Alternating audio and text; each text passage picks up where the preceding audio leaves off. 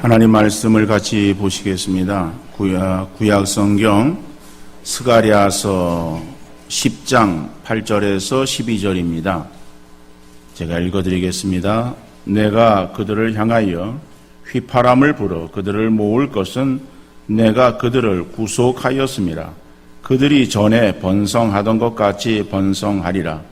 내가 그들을 여러 백성들 가운데 흩으려니와 그들이 먼 곳에서 나를 기억하고 그들이 살아서 그들의 자녀들과 함께 돌아올지라. 내가 그들을 애굽 땅에서 돌아오게 하며 그들을 아수르에서부터 모으며 길르앗 땅과 레바논으로 그들을 이끌어 가리니 그들이 거할 곳이 부족하리라. 내가 그들이 고난의 바다를 지나갈 때에 바다 물결을 치리니 나일의 깊은 곳이 다 마르겠고 아수르의 교만이 낮아지겠고 애굽의 규가 없어지리라. 내가 그들로 나 여호와를 의지하여 견고하게 하리니 그들이 내 이름으로 행하리라. 나 여호와의 말이니라. 아멘. 지난 주간 우리 중부연합회 장로회 임력원 수련회가 홍도하고 흑산도에서 있었습니다. 장로님들 부부해서 한 90명 정도가 함께 거기에 참여를 했습니다. 가는 시간부터 비가 계속 왔었고 저는 좋지 못한 그런 일기로 행사가 진행이 안 됐으면 하는 그런 바람도 있었는데 그래도 어떻게 갔습니다. 갔는데 다행스럽게도 행사가 이렇게 진행되어질 때에 그래도 비가 오지를 않고 아주 비가 이렇게 잘 조정이 되어서 이렇게 오는 것 같았어요. 그리고 일기예보를 들어보니까는 이쪽 중부 이쪽에는 그 비가 그래도 많이 오는 것 같이 예보가 되어졌는데 오히려 저 밑에 쪽에는 비가 그렇게 오지를 않았습니다. 그래서 다행스럽게 이제 행사가 잘 맞춰지는가 했는데 이제 마지막 날 아침이 되어지는데 바람이 이제 강하게 부는 거예요. 그러니까 바람이 이제 부니까는 배가 못 뜬다는 거예요. 그래서 이제 오전 배가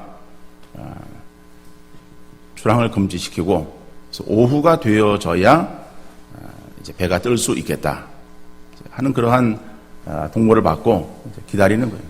기다리면서 그래서 이제 빨리 이제 그 바람이 좀 작고 또 날씨가 좋아지기를 기다렸습니다. 3시 반 배가 있는데 다행스럽게도 그 배가 이제 출항을 한다고 하는 통보를 받고서 이제 터미널에서 기다리다가 배를 탔습니다. 저는 배멀미를 심하게 해요.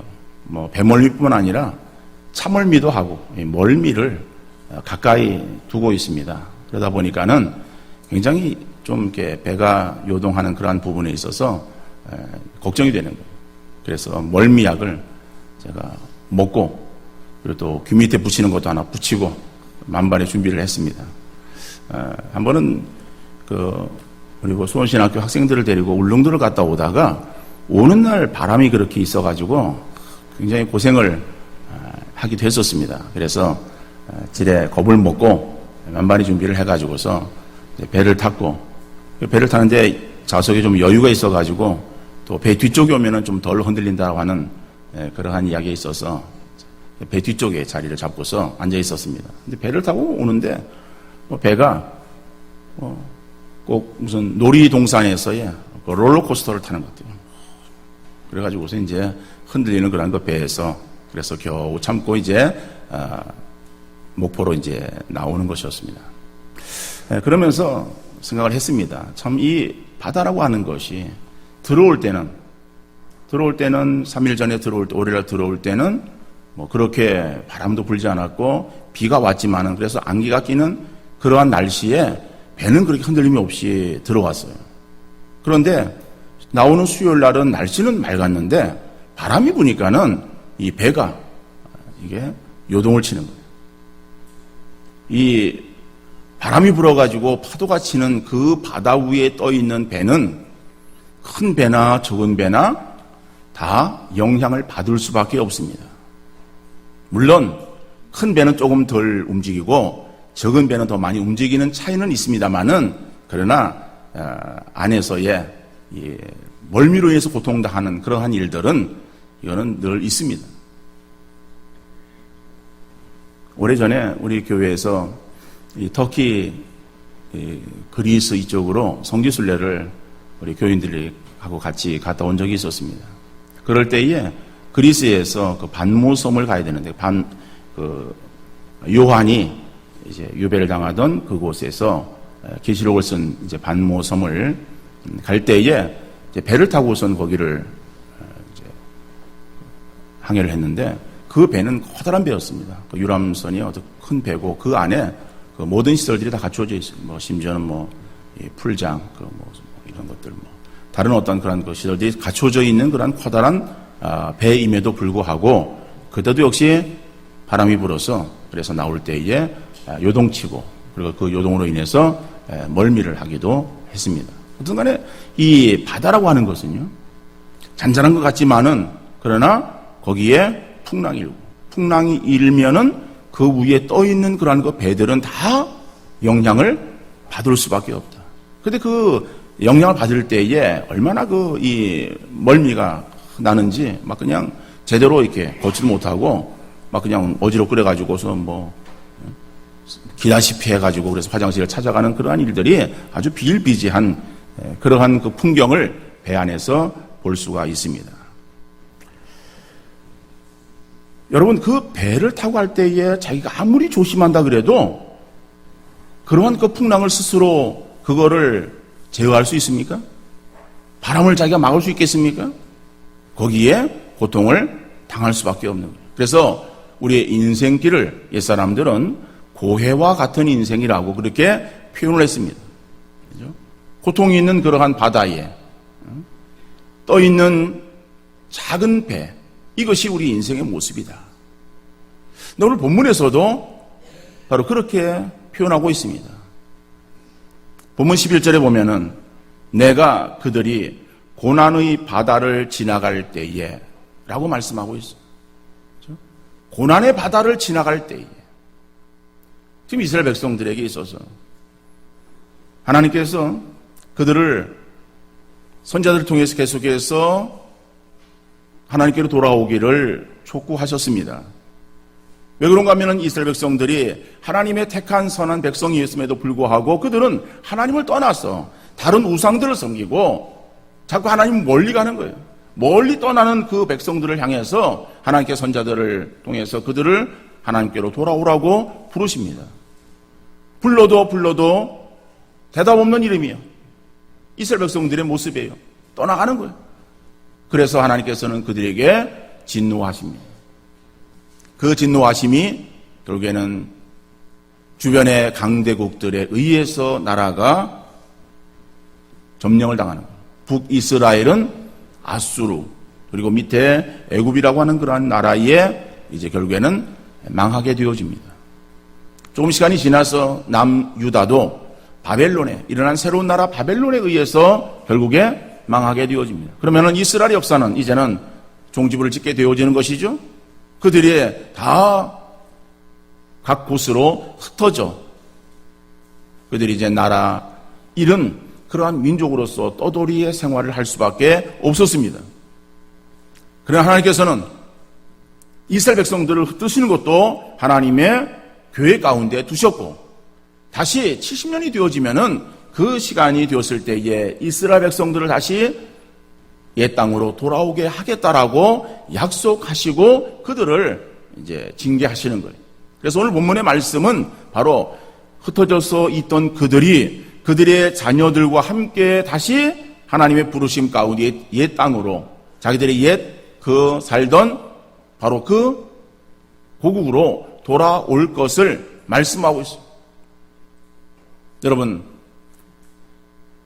그들이 종살이하던 그곳에서 고통을 당하고 있던 그러한 삶에서 이제는 자기 나라로 다시 귀환한다라고 하는 그 사실은 더할 나위 없이 그들에게 기쁨이었을 것이고 가슴 설레는 그러한 순간이지 않았겠습니까? 즐거움을 가지고 기대를 가지고 그들이 이제 다시 고향으로 돌아오는 거예요. 그런데 그들의 그 삶을 성경은 어떻게 말하고 있는가 하면은 그들이 고난의 바다를 지나갈 때, 여러분 그렇습니다. 우리의 인생이 우리가 어떠한 새로운 희망을 가지고 새로운 하루를 시작하지만은 그러나 그 하루 가운데에 어떠한 일들이 우리에게 주어질지 예기치 못한 그러한 일들이 우리에게 많이 발생되어지는 그러한 그 삶을 살아갈 수밖에 없는 거예요. 그래서 그러한 인생, 그러한 걸음을 고난의 바다라고 말하고 있습니다. 여러분 그러면은 그러한 고난의 바다를 지난다, 힘든 그러한 그 시간들을 우리가 인생길을 걸어간다라고 할 때에 우리의 마음속에서는 어떠한 마음이 드는가 하면은 이러한 고난이 내게서 빨리 지나가기를 바라는 마음을 가지고 있을 거예요.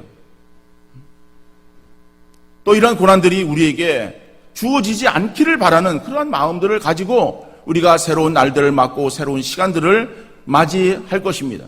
그러나 그러한 새로운 그 시간 속에서 우리가 지나다 보면은 역시 우리의 삶은 우리가 원하는 대로 평탄함만이 주어지는 것이 아니라 여러 가지의 각종 어려움과 문제가 우리 앞에 놓여 있는 것을 보게 되어집니다. 이러한 고난의 바다와 같은 그러한 그 인생길을 걸어갈 때에 단지 우리가 그러한 것에서 그저 평탄한 길을 걸어가기만을 원하고 우리 앞에 이러한 문제가 다 사라지기만을 원하는 마음으로 걸어갈 것이 아니라 이러한 길 가운데서 하나님이 우리에게 어떠한 섭리를 가지고 인도하시는가라고 하는 하나님의 역사하심을 바라볼 수 있는 우리 모든 성도님들 되어질 수 있기를 간절히 바랍니다. 여러분 인생길을 우리가 걸어갈 때 그것이 고난의 길, 고난의 바다와 같은 그러한 그 시간이라고 할지라도 하나님은 택하신 자들을 그냥 내버려 두지 아니하시고 그 가운데서 보호하시고 지켜주시는 줄 믿습니다. 오늘 보면 11절 말씀에 그것을 말씀하고 있습니다.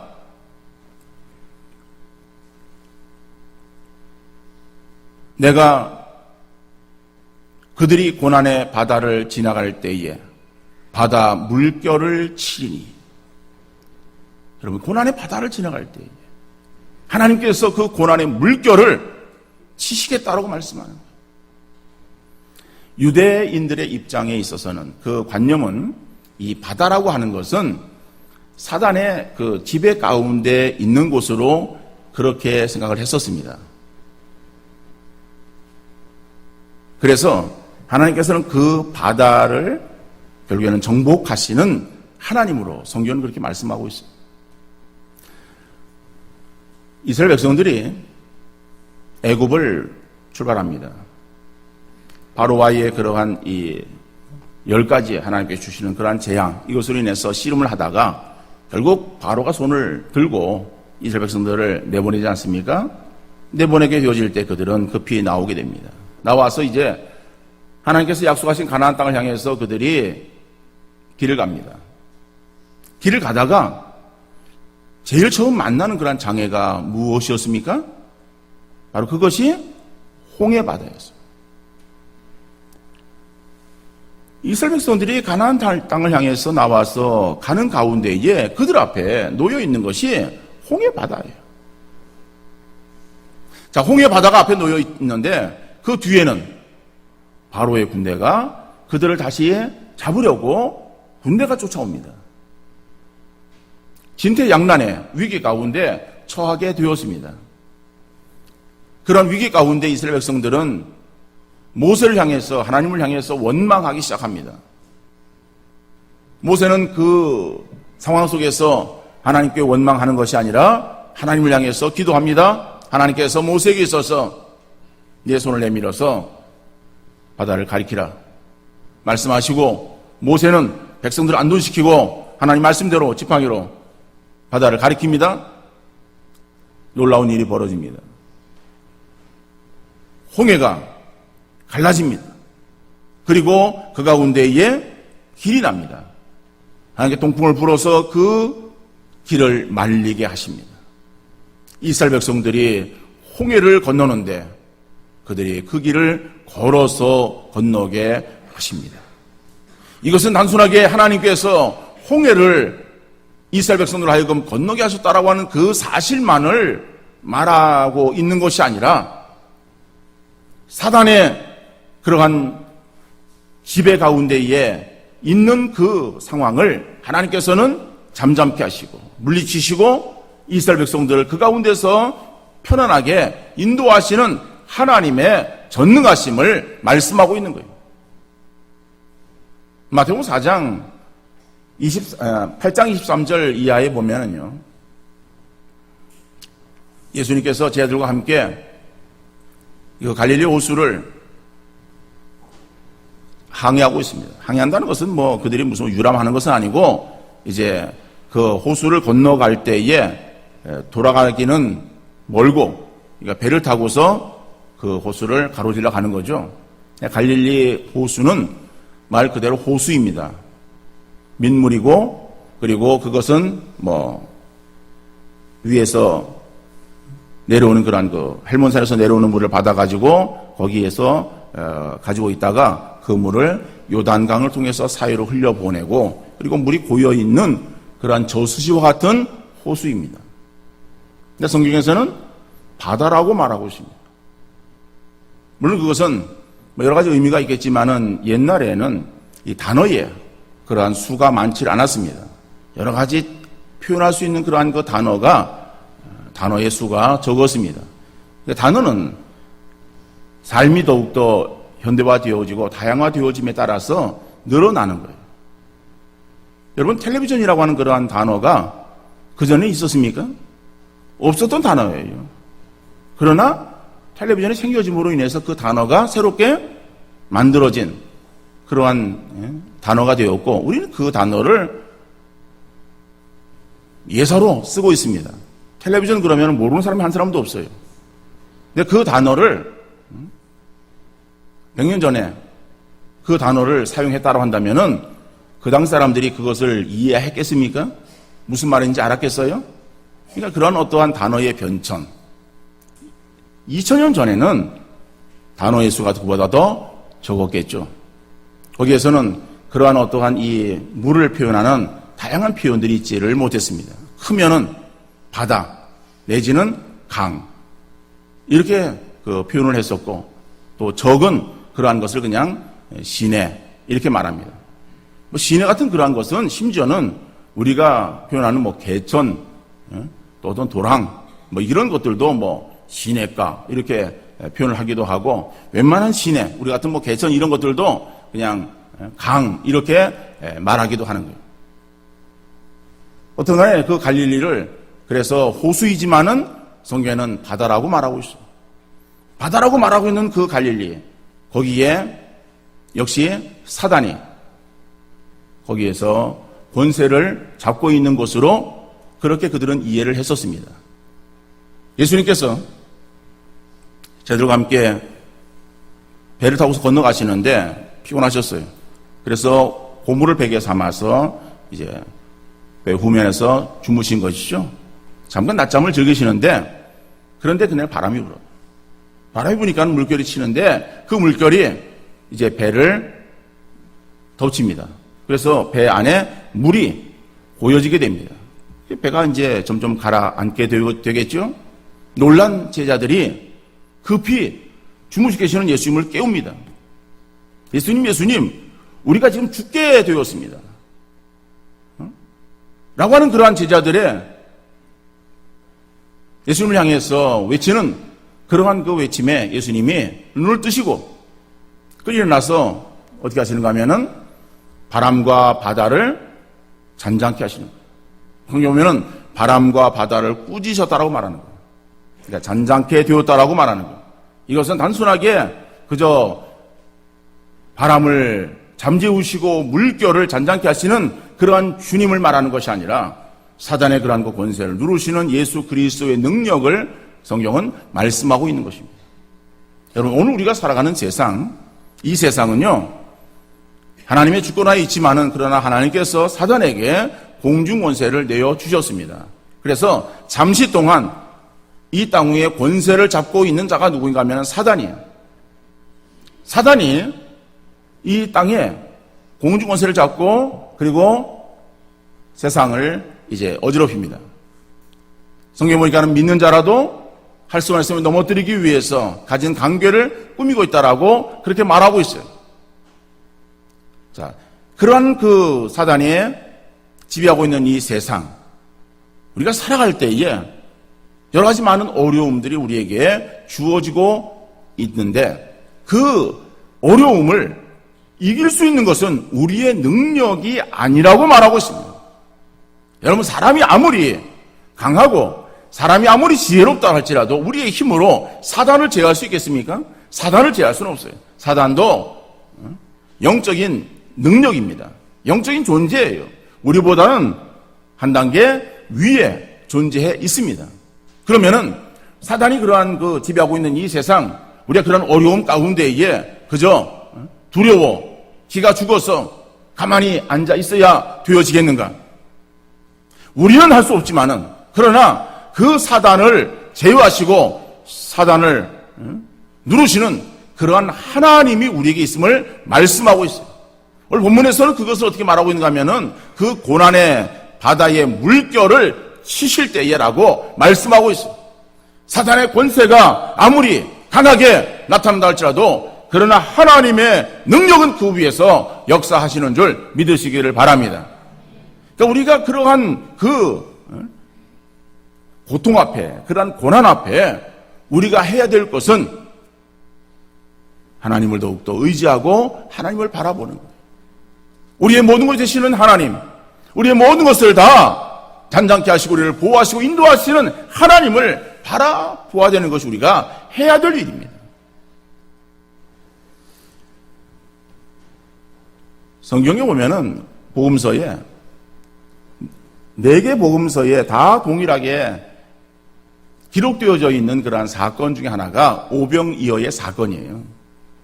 오병이어라고 하는 것은 떡 5개와 물고기 2마리, 그것을 말하는 것이고, 그것으로 성인 남자 5,000명을 먹였다. 거기에는 여자와 어린 아이는 그 당시에 인원수에 계수하지를 않았습니다. 남자만 계수를 했습니다. 그러니까 거기에 여자와 어린 아이도 함께 나와 있을 때에 그 수는 5,000을 훨씬 넘는 수겠죠? 5,000이든 10,000명이든 20,000명이든 수가 중요한 것은 아닙니다. 거기에 보리떡 5개와 물고기 2마리예요. 작은 떡이에요. 그건 아이의 한 끼 식사 정도에 불과한 도시락이라고 성경학자들은 말하고 있습니다. 작은 그러한 그 음식을 가지고 예수께서 축사하시고 나눠주니까는 거기에 모여있는 사람들이 다 배불리 먹고 그리고 12광주리를 거두게 되었습니다. 그들을 그냥 돌려보내면 허기질까? 예수님께서는 그들에게 음식을 제공하시고 배불리 먹게 하시고 돌아가게 하신 거예요. 그리고 예수님께서는 제자들에게 있어서 너희는 배를 타고 갈릴리를 건너가라. 그리고 예수님께서는 혼자 산에 기도하러 가십니다. 제자들이 이제는 그 배를 저어서 호수를 건너가는데 물결이입니다. 자, 큰 물결이 일어서 그들이 고통을 당합니다. 고통을 당하는 가운데에 그들이 계속해서 그 파도와 씨름하면서 항해하는데 배가 잘 나가지 않습니다. 씨름을 하는 그런 그 가운데 시간은 지나가고 밤 사경이 이르게 되어집니다. 그것은 해 뜨기 바로 직전에 시간을 말합니다. 저쪽에서 누군가 무리를 걸어옵니다. 제자들이 그걸 보고 깜짝 놀랍니다. 그리고 유령이다 라고 소리를 지르며 두려워합니다. 두려워하고 있는 그 제자들에게 예수께서 무리를 걸어오시는 그러한 그 주님이 말씀하시는 그 말씀이 나다. 너희들 두려워하지 말라라고 말씀하는 거예요. 이 베드로가 그 예수님 보고서 깜짝 놀랐어요. 만약 주님이시거든 나를 명하사 좀 예수님께로 오라고 그렇게 말씀해 주십시오. 그러니까 예수께서 오라라고 말씀하시는 거예요. 그러니까 베드로가 그 주님을 바라보면서 배에서 내립니다. 그리고 물 위를 걸어갑니다. 그런데 성경은 물 위를 걸어가다가 물결을 보고 무서워 빠져가는지라 라고 말씀하고 있어요. 여러분, 그 당시의 상황은 어떤 상황이었는가 하면은 바람이 불고 그러니까는 물결이 치고, 그죠? 큰 파도가 지금 일고 있는 그러한 그 수면 위에요. 그 수면 위에 베드로가 걷다가 빠져가는 거예요. 예수님께서는 손을 내밀어서 베드로를 건져주십니다. 그러면서 하시는 말씀이 왜 의심하였느냐? 믿음이 작은 자야라고 말씀하시고 있습니다. 여러분, 물결은 그들이 배를 항해할 때부터 바람이 불고 물결이 치고 있었습니다. 그 치던 물결은 베드로가 배에서 내려서 물 위를 걸으려고 할 때에도 역시 물결은 치고 있었어요. 근데 베드로는 자기를 부르시는 그런 주님을 바라보면서 나갔을 때는 두려움이 없이 그 물 위이지만은 그러나 주님께로 걸어갔습니다. 그러다가 물결을 보고 무서워 빠져가는지라고 했습니다. 물결은 베드로에게 주어지는 상황을 말하는 거예요. 그 상황을 바라보았을 때에 베드로는 결국 두려움 가운데에 어찌할꼬 결국에는 의심하게 되어지고 물속에 빠져 들어갔고 예수님께서는 그 베드로를 향해서 왜 의심하였느냐? 믿음이 작은 자야. 여러분, 오늘 우리가 세상을 살아갈 때에 우리의 고난의 바다, 예기치 못한 그런 일들이 우리에게 문제가 나타날 수 있습니다. 그런 우리 문제를 바라보고 우리는 어찌할꼬 절망하며 낙심할 때가 많이 있습니다. 머리를 싸매고 끙끙거리며 자리에 누울 때가 많이 있습니다. 여러분, 우리가 문제를 바라본다고 그 문제 앞에 끙끙거리며 머리 싸매고 누워 있는다고 문제가 달라집니까? 문제가 우리에게 주어졌을 때 그 문제를 가지고서 낙심하고 절망하고 실망하는 것이 우리가 당연히 인간이기 때문에 그래도 되는 일입니까? 그것이 하나님이 없는 사람이라고 한다면은 당연히 그 문제 앞에 그들이 두려워할 수 있고 그 문제에 자기들이 해결할 수 없는 것임을 알고서 아유, 날 모르겠다 그러고선 머리 싸매고 누워 있을 수 있습니다. 그러나 우리 성도들에게 있어서 그러한 상황을 바라보고 두려워하거나 아유, 뭐 될 대로 되라, 난 모르겠다라고 낙심하고 포기하는 것이 마땅한 일이겠는가라고 하는 거예요. 그러한 일들을 바라보고 주님이 뭐라고 말씀하시는가 하면은 이 믿음이 작은 자야라고 책망하시는 거예요.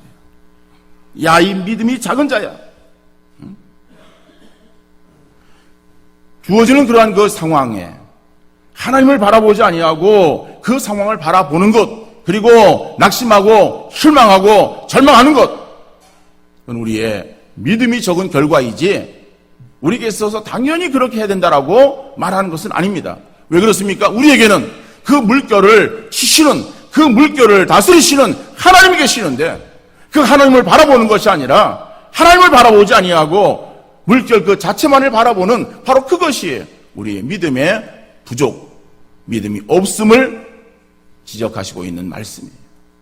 여러분, 우리는요, 주어지는 그러한 그 상황 속에서 우리가 우리를 위협하는 그러한 그 물결을 바라보면은 우리는 다 그 물 속에 빠져 들어갈 수밖에 없어요. 우리는 그 물결을 바라보면은요, 그 물결로 인해서 다 넘어지고 쓰러질 수밖에 없어요. 하나님은 그러한 상황 속에서 물결을 바라보는 것이 아니라 물결을 제어하시는 하나님을 바라보기를 원하시는 줄 믿습니다.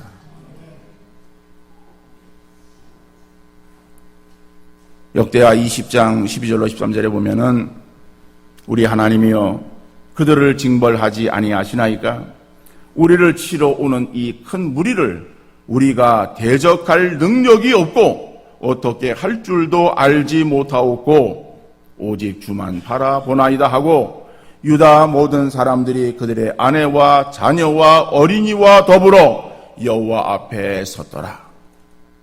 여호사밧의 신앙을 말하고 있는 것입니다.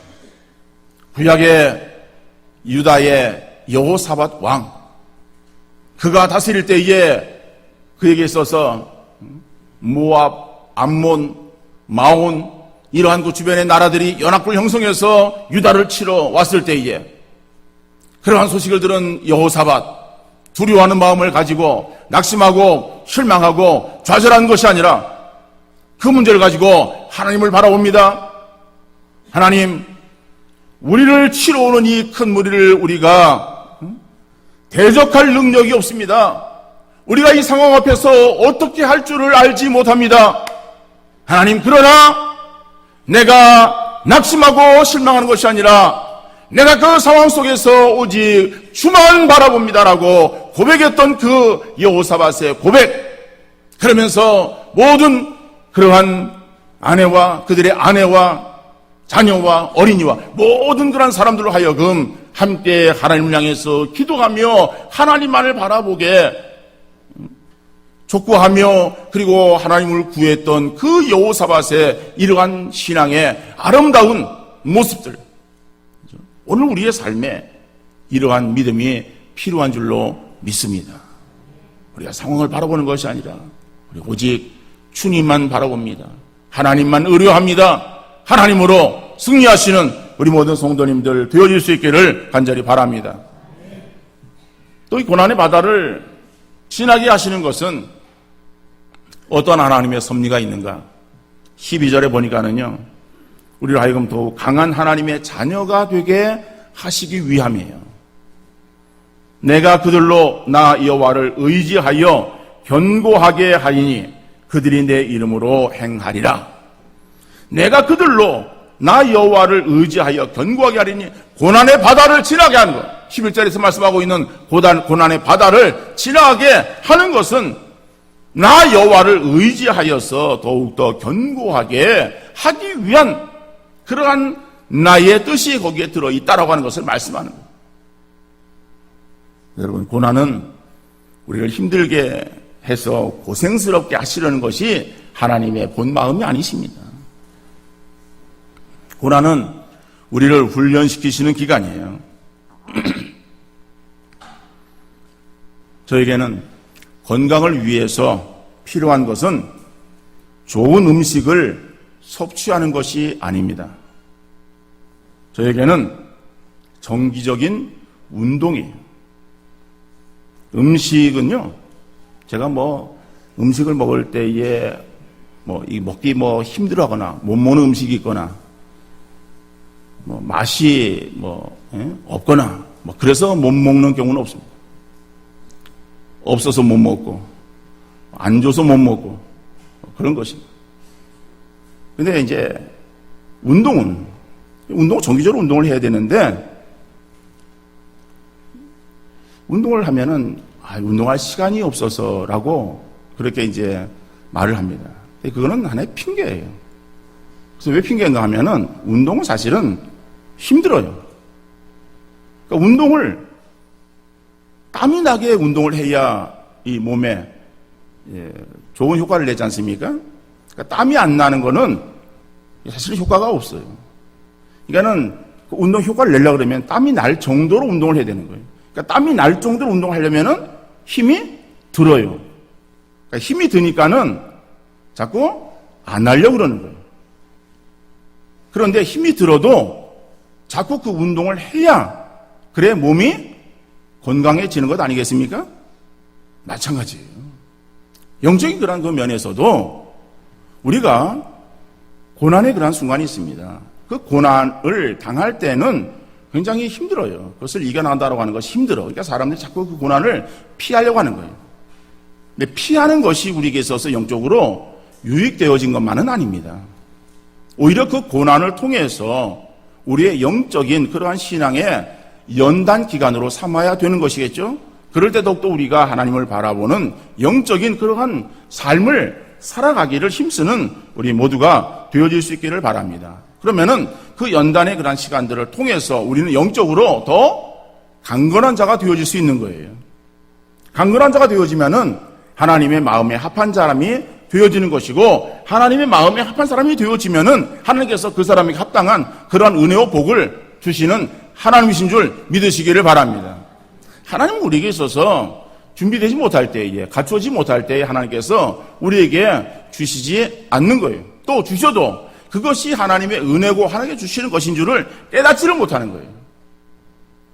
그래서 우리로 하여금 하나님의 큰 복을 허락하실 때 그것을 우리가 충만하게 누리기 위해서 우리의 그릇이 더 커질 수 있어야 되기를 하나님 원하시는데, 그것은 이런 고난이라고 하는 그러한 그 과정들을 통해서 우리로 하여금 더욱 연단시키시는 하나님이시다.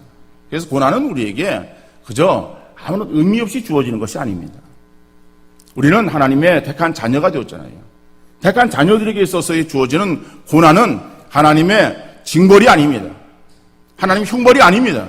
하나님의 징계라고 말하고 있어요. 그 징계는 사회에서 말하고 있는 어떠한 그러한 의미의 징계가 아닙니다. 징계는 사회에서는 뭘 잘못했을 때에 어떤 책벌하는 그러한 하나의 어떤 수단이잖아요. 성경에서 말하고 있는 징계는 그런 잘못했을 때의 형벌의 한 방편으로서의 징계가 아닙니다. 이거는 하나님의 사랑의 한 방편으로서의 그러한 그 징계를 말하고 있는 거예요.